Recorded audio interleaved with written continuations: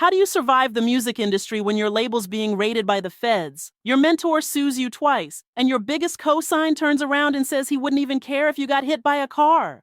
That's Lloyd's story. A kid with real talent, real pain, and way too many people trying to take credit for his rise. He was the R&B prince of the early 2000s, but behind the smooth vocals and baby face was a chaotic trail of lawsuits, label drama, and betrayal from the very people who claimed they believed in him. They tried to erase him, box him in, and cash out before he even hit his peak. But here's the wild part. Lloyd didn't just survive, he came back stronger and quieter. But why don't people ever talk about how hard the industry tried to shut him down? We're about to unpack the truth they never wanted you to know. Because Lloyd's downfall wasn't because he wasn't talented. It was because he refused to play the puppet. Keep watching because this rabbit hole, it gets messy. For a long time, people thought Lloyd was just that guy who sang with Lil Wayne, or the soft-spoken R&B crooner who vanished without much explanation. Casual fans assumed he fell off, lost his touch, or maybe just couldn't keep up with the Chris Browns and Neos of the world. But that version of the story,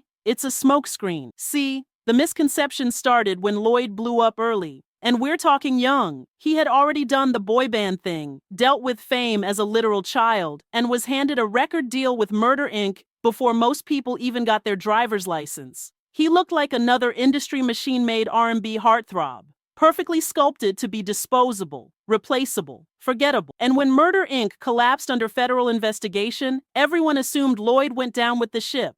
To the public, he disappeared. To the industry, he was still working, just fighting tooth and nail to escape the contracts, the vultures, and the politics that tried to keep him locked in. Let's start with the heartbreak. While the Murder Inc. house of cards was collapsing, Hurricane Katrina hit New Orleans, Lloyd's hometown. His family was devastated. He had to uproot relatives, relocate everyone to Atlanta, and shoulder everything, financially and emotionally. And just to make it even harder, the music he was sitting on couldn't be released. Not because it wasn't ready, but because the government had literally frozen the label's assets. And while Lloyd was juggling all that, guess who ghosted him? Yep, Gotti, the same guy who swore he discovered Lloyd, the same guy who threw tantrums when Lloyd tried to leave. Where was all that family energy when Lloyd needed help? And then came the label mess. Even after Irv beat his case, Murder Inc. was broke. Lloyd, determined not to drown with them, started pushing his own records. He dropped You independently, and it exploded. Radio play, fan buzz, everything. It was the comeback he deserved. So when Atlantic Records came knocking, offering a clean slate and real backing, Lloyd made a move. He had to. But Irv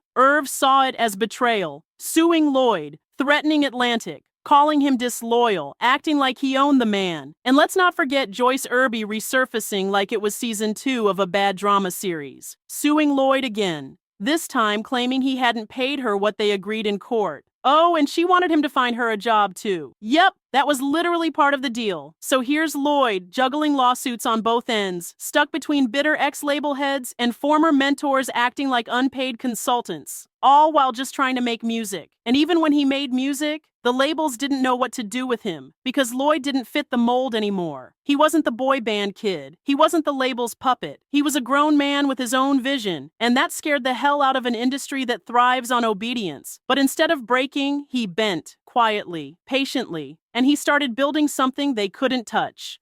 So here's where things go from bad to worse. After navigating 2 lawsuits, one from his mentor and one from his label boss, Lloyd thought he could finally breathe. But this industry, it doesn't forget and it doesn't forgive. Let's talk about King of Hearts, 2011, a mature, polished, and vulnerable album. It had real heat. Lay It Down cracked the top 10 on the R&B charts. Cupid landed at number 11, and Dedication to My Ex with Andre 3000 became his biggest international hit ever. And yet, the label wasn't satisfied. Sales weren't blockbuster. Numbers didn't match the talent. So what did they do? They dropped him. No conversation, no regrouping, no strategy, just done. Because in an era where gimmicks were starting to dominate R&B, Lloyd was still trying to make real music. He didn't have the wild headlines. He wasn't dating a Kardashian, and he damn sure wasn't going to start dancing on TikTok. That made him a risk. But here's the kicker. Despite being ghosted by the machine, he still managed to keep his name alive.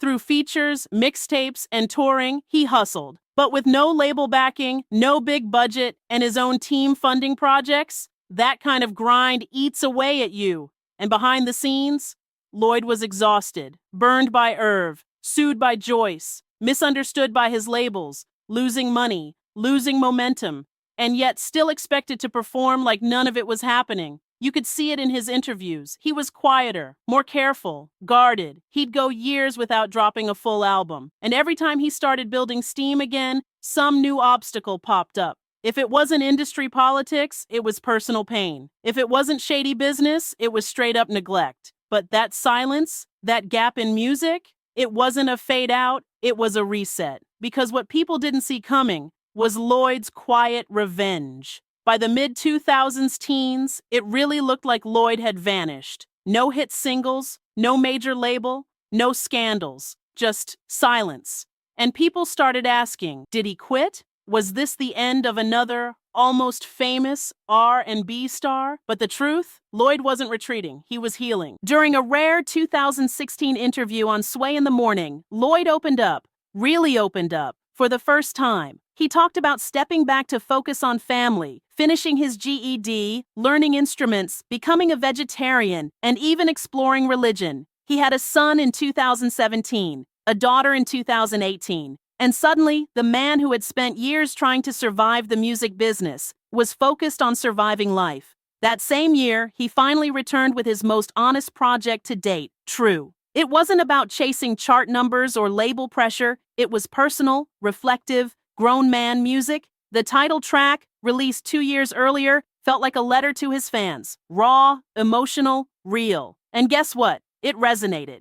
In 2019, he joined the Millennium Tour alongside B2K, Mario, Pretty Ricky, and the crowd went wild. People hadn't forgotten him. If anything, they missed him. It was a reminder that Lloyd had built something no label drama could erase. A real fan base. He even took a surprising leap into acting, portraying Switch's Gregory Williams in the Bobby DeBarge story on TV1. Low-key, he killed it, and it proved he wasn't just a singer with a pretty face, he was a storyteller. So was it a redemption arc, or just Lloyd finally moving on his own terms? Maybe it's both. Because here's the twist. Stepping away might have been the smartest career move he ever made. While everyone else was burning out, Lloyd was building peace. And in an industry that eats people alive, that's rare. In 2025, Lloyd is living proof that you don't have to be loud to be legendary. He may not be dominating the charts every week, but he's thriving on his own terms, which, let's be honest, is a flex most artists from his era can't claim. Lloyd still tours regularly, especially on the nostalgia circuit, headlining throwback festivals and R&B showcases with other early 2000s icons. And here's the part the industry underestimated. His fans grew up with him. The same people who were crushing on him during Southside and Slow Dancing to You are now booking babysitters to catch him live and buying VIP tickets. He's active on social media, but not in a clout-chasing way. He posts about fatherhood, music, and occasionally teases unreleased tracks. And yes, he's still in the studio, working at his own pace, on his own projects, under his own imprint.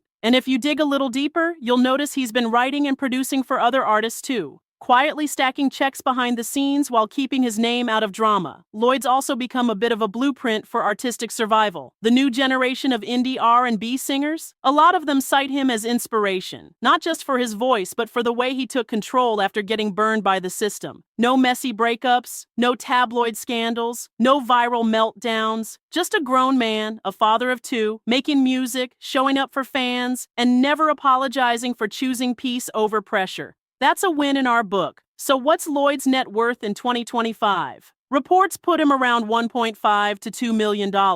And no, that's not flashy by celeb standards. But when you remember the lawsuits, shady contracts, frozen label assets, and years of going independent, that number starts to look like a quiet victory. Because unlike a lot of his peers, Lloyd didn't go bankrupt. He didn't get caught in reality TV drama. He didn't burn out in a desperate bid to stay relevant. He pivoted, recalibrated, and came back with ownership, control, and a fan base that never forgot him. As for his legacy, Lloyd will be remembered as the smooth, falsetto king of early 2000s R&B, the guy who gave us timeless slow jams like Southside, You, and Lay It Down. But more than that, he'll be remembered as the one who made it out of the boy band bubble out of Murder Inc.'s legal disaster, out of the shadows of the industry's big machines, out of the drama that could have broken him, and into a life that actually made sense. He taught a whole generation of artists that your worth isn't defined by Billboard numbers, gossip blogs, or how many times you trend on Twitter. It's defined by staying true, knowing when to fight, and knowing when to walk away. And that's a legacy the industry can't take away.